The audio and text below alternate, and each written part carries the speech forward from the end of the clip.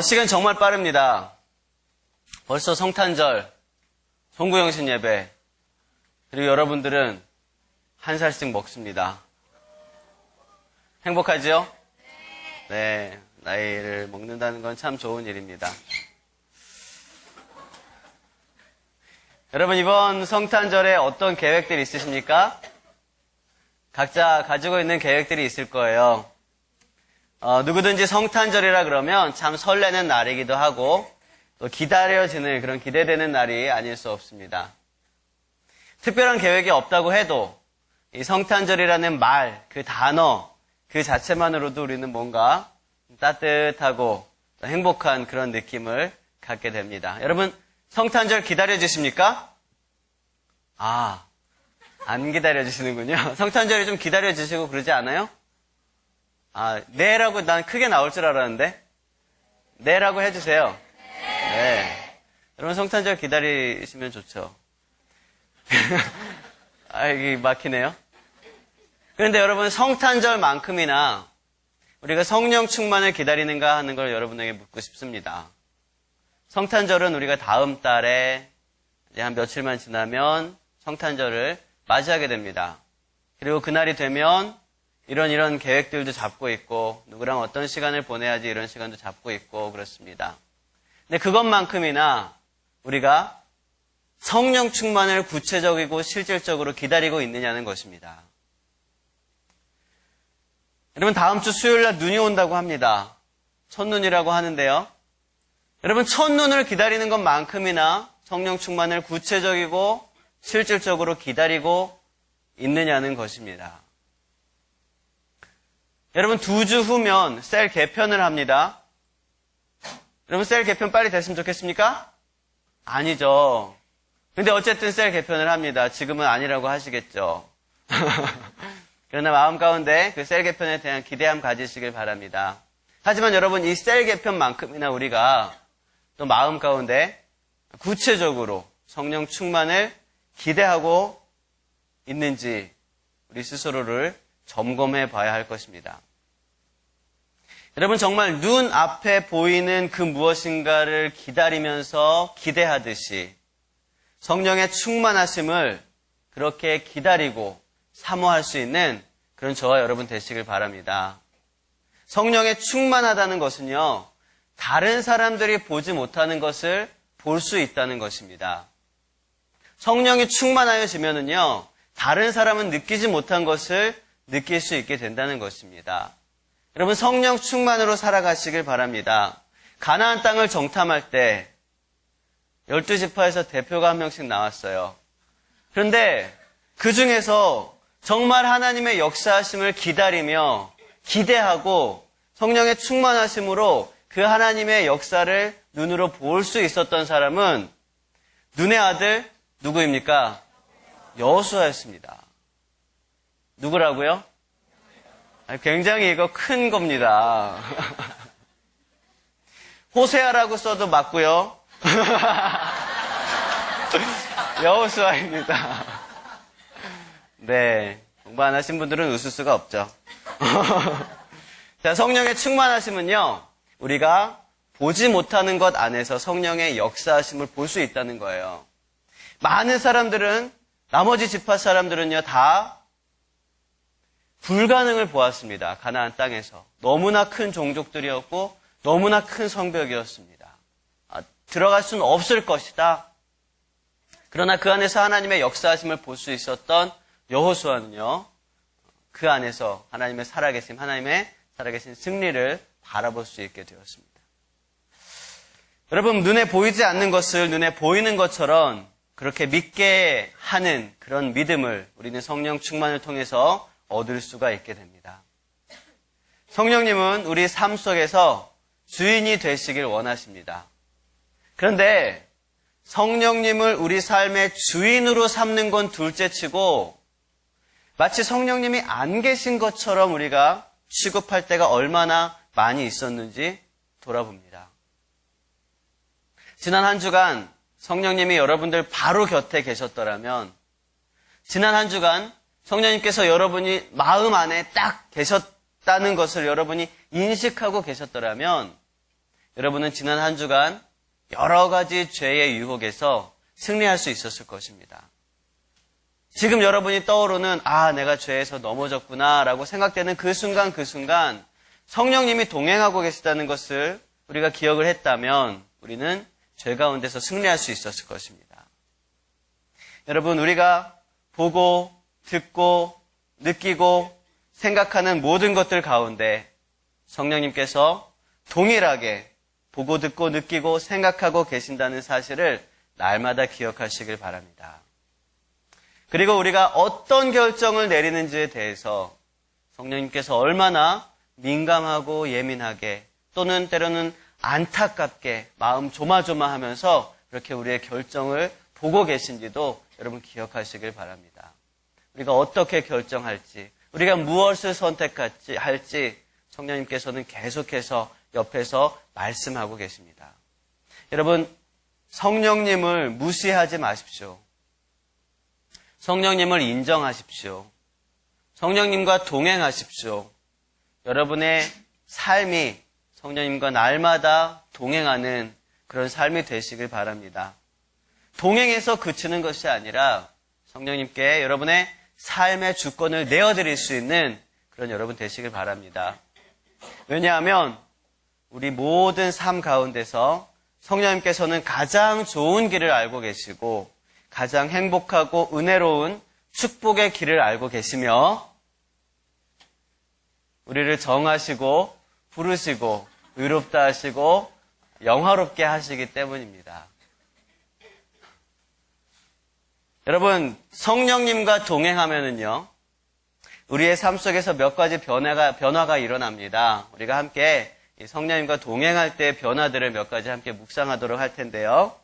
첫 번째로 성령님이 계신 곳에는 자유가 있습니다. 아까 우리가 찬양했죠. 주의 영이 계신 곳에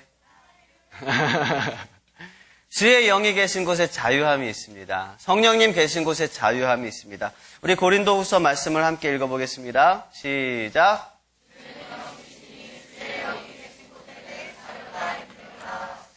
여러분, 진리는 누구 안에 있습니까?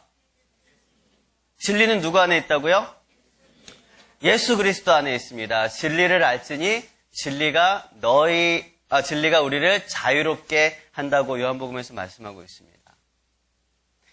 여러분, 자유롭습니까? 여러분, 정말 자유롭습니까? 성령 안에서, 예수 그리스도 안에서 자유롭습니까? 우리는 진리를 알고 있다고 하고 성령님과 동행하고 있다고 하지만 사실 우리는요, 그렇게 자유로운 삶을 살아가진 못하고 있습니다. 시간에 얽매여 있고, 관계에 얽매여 있고, 문제에 얽매여 있고, 재정에 얽매여 있고, 또 미래에 대한 두려움에 얽매여 있는 우리 스스로를 바라봅니다. 이 세상에 자유로운 사람은 그렇게 많지 않더라고요. 여러분, 자유롭다는 것이 무엇입니까? 내가 내 의지대로 할 수 있다는 사실입니다. 아무리 감옥 안에 딱 갇혀 있어도 자유로운 사람이 있습니다. 그러나 아무리 자유로운 환경 가운데 있다 할지라도 자유롭지 못한 사람이 있습니다.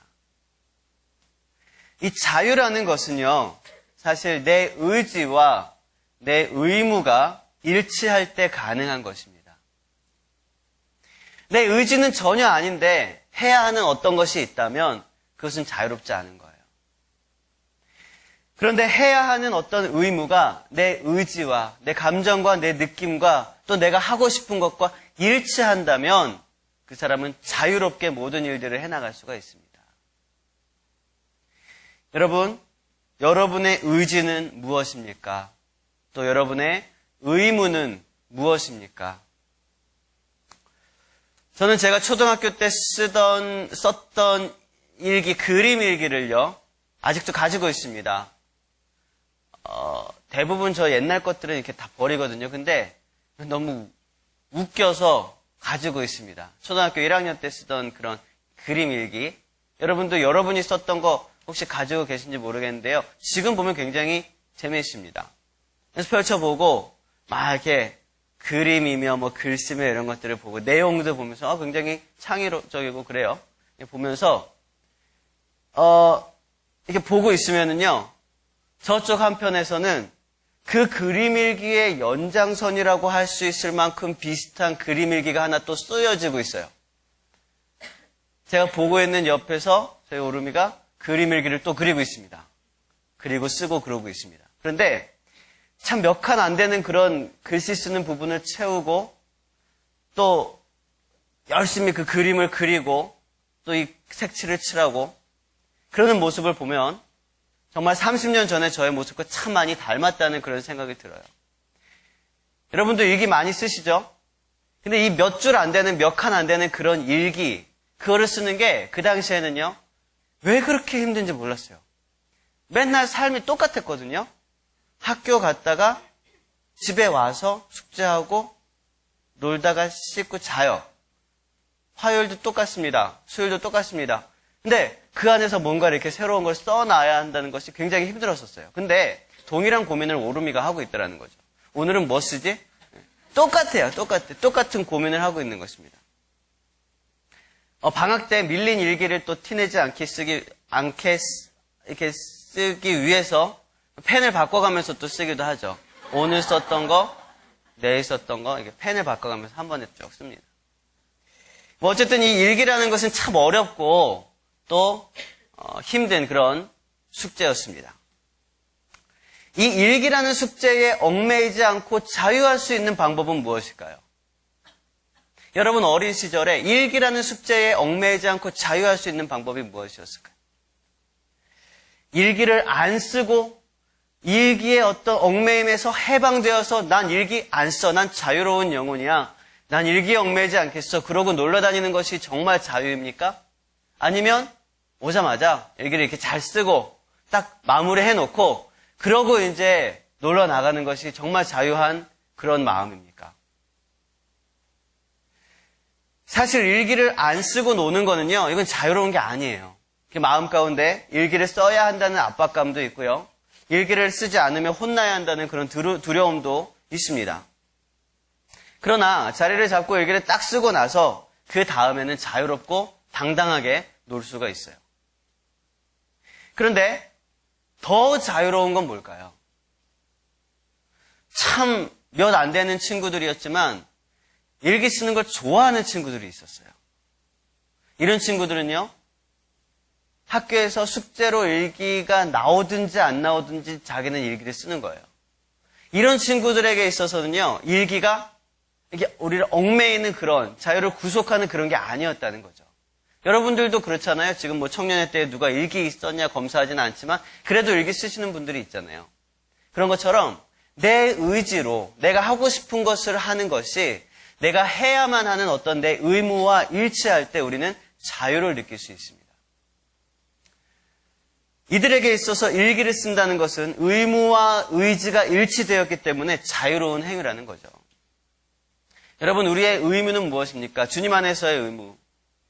말씀대로 살고 하나님께서 나에게 주신 사명대로 이 땅 가운데서 살아가는 것이 우리의 의무입니다. 그런데 성령님께서 우리 안에 계실 때에, 우리와 함께 계실 때에, 우리의 삶의 주권을 가지고 계실 때에 주님께서 우리를 향한 사명이 말씀대로 살으라는 그 삶이 영혼을 구원하려는 그 열정이 우리의 의지와 일치되게 되어진다는 것입니다. 하나님의 마음을 내가 품게 되는 거예요. 죽어가는 영혼들을 구하라는 하나님의 그 명령이 내 소원이 되어지는 것입니다. 말씀대로 사는 것이 기쁨이 되고 매일 매순간 성령님과 동행하는 것이 즐거움이 되는 것입니다. 여러분, 주의 영이 계신 곳에 자유함이 있습니다. 여러분, 은혜의 해가 선포될 때 포로된 자는 무엇을 누립니까? 자유를 누립니다. 자유함을 누릴 수 있는 저와 여러분의 삶이 되시길 주님의 이름으로 축원을 드리겠습니다. 두 번째로 성령님과 동행하면 말씀을 받는데 말씀을 기쁨으로 받게 됩니다. 우리 데살로니가 전서의 말씀을 함께 보겠습니다. 시작.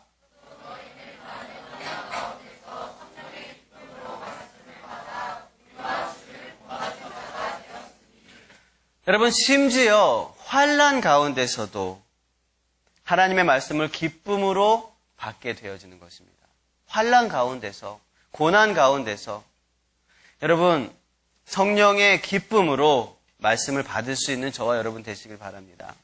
근데 오늘 이 방금 읽었던 데살로니가 말씀을 보시면은요, 말씀을 듣는다라고 하지 않고 말씀을 받는다라고 표현하고 있어요. 여러분, 말씀을 듣는 것과 말씀을 받는 것은 어떤 차이가 있을까요?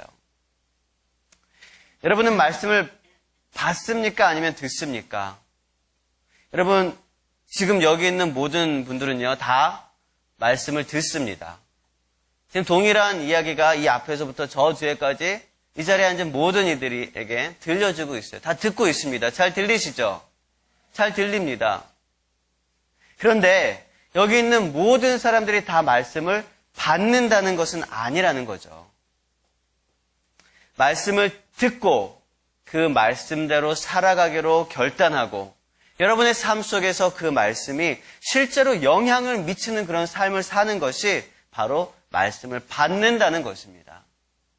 말씀을 받는다는 어떤 커다란 이해하기 좋은 그런 예가 있어요. 여러분, 언제 여러분이 말씀을 받습니까? 송구영신 예배 때. 그죠? 송구영신 예배 때 여러분 말씀 카드를 이렇게 딱 뽑습니다. 그래서 여러분 말씀을 받는데, 그때 우리가 여러분이 말씀을 받는다고 표현을 하더라고요. 우리가 다 나도 모르는 사이에. 그렇게 어떤 말씀 받았어? 그렇지? 어떤 말씀 들었어? 이렇게 하지 않잖아요. 말씀을 받는다고 표현을 해요. 평소에도 잘 아는 말씀이기도 합니다. 이 말씀으로 설교를 듣기도 했습니다. 내가 암송한 말씀이기도 하고요. 평소에 좋아하는 말씀이기도 했습니다. 그런데 그 말씀을 송구영신 예배 때 딱 뽑으면 그 말씀이 여러분들에게 조금 더 특별한 의미로 다가오게 됩니다. 바로 그것이 말씀을 받는다는 거예요. 여러분, 말씀을 받는다는 것은요, 말씀을 그냥 귀로만 듣는 것을 말하는 것이 아닙니다.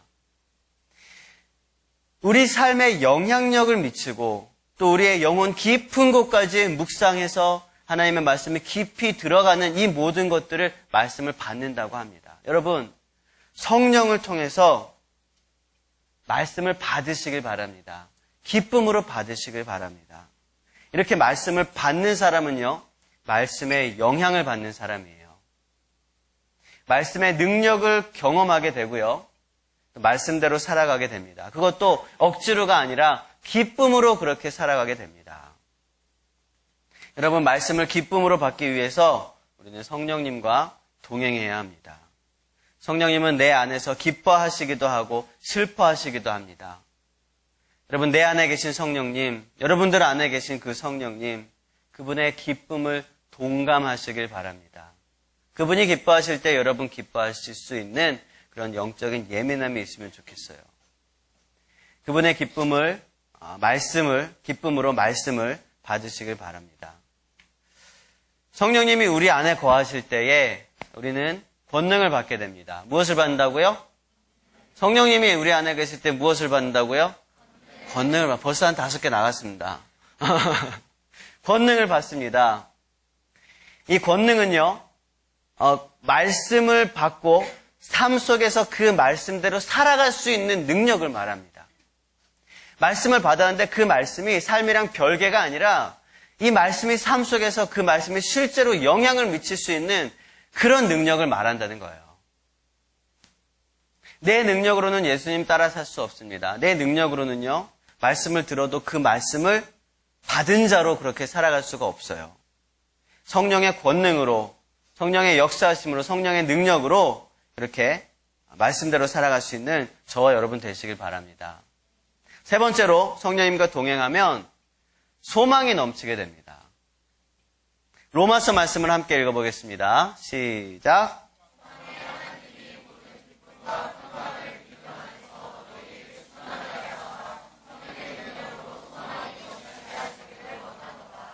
여러분은 무엇을 소망하십니까? 여러분 머릿속에 어떤 이유로 여러분이 한 주간을 살아갔고, 여러분이 머릿속에 어떤 목적을 가지고 있어서 여러분이 이러한 결단들을 해나갔습니까? 여러분의 소망은 무엇입니까? 우리의 소망이 하나님의 나라, 가장 궁극적이고 최종적인 소망이 하나님의 나라가 되어지시길 바랍니다. 그런데요, 가끔씩 우리는 궁극적이고 최종적인 그 목표가 우리 삶 속에서 실제적인 영향을 미치지 못할 때가 있어요.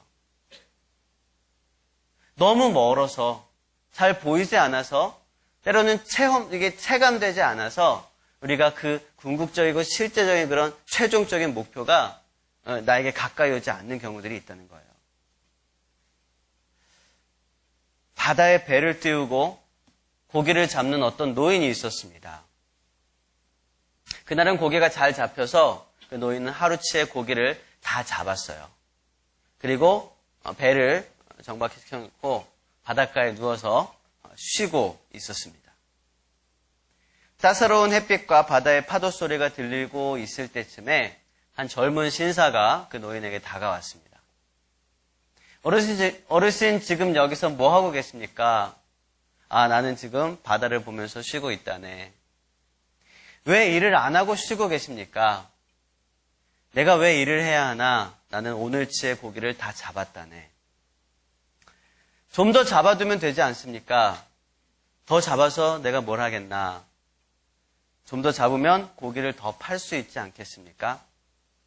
고기를 더 많이 팔면 내가 뭐 하겠나? 더 많이 팔면 돈을 더 많이 벌 수 있죠. 돈을 더 많이 벌어서 내가 뭐 할 수 있을까? 그러면 더 큰 배를 살 수도 있고, 더 좋은 집을 살 수도 있고, 편안하게 쉴 수도 있지 않겠습니까?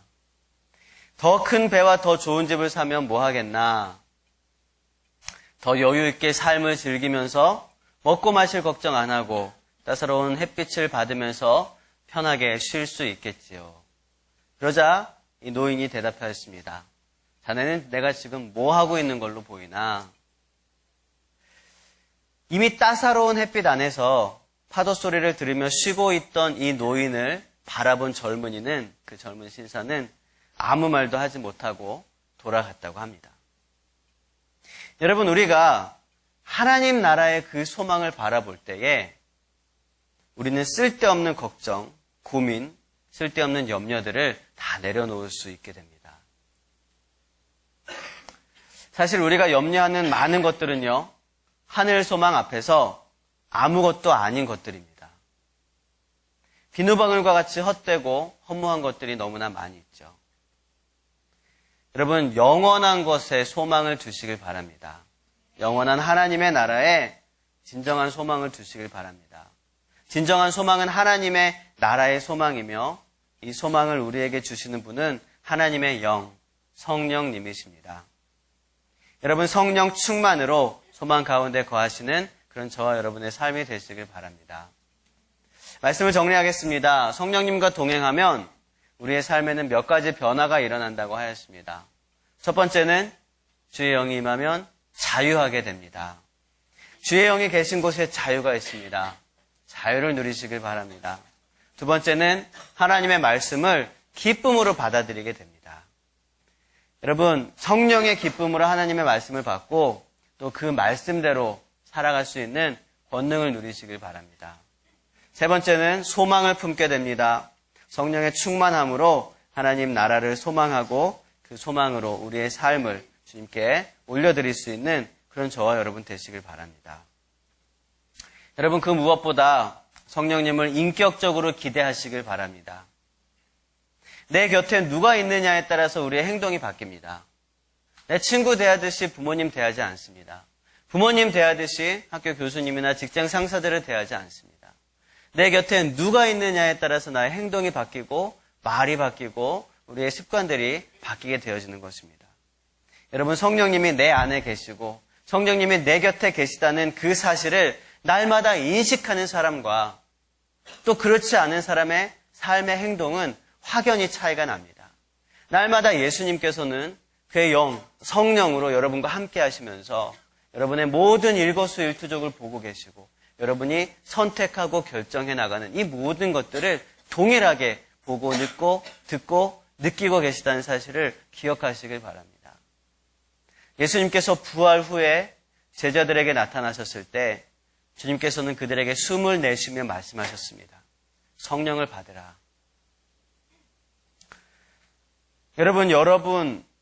여러분 안에 거하는 그 성령이 바로 예수님의 숨결입니다. 여러분이 느끼고 여러분이 체감하는 그 성령의 역사들이 바로 예수님의 숨결이라는 거예요. 예수님이 지금 우리의 바로 곁에서 우리 안에서 살아 숨쉬고 계시다는 것입니다.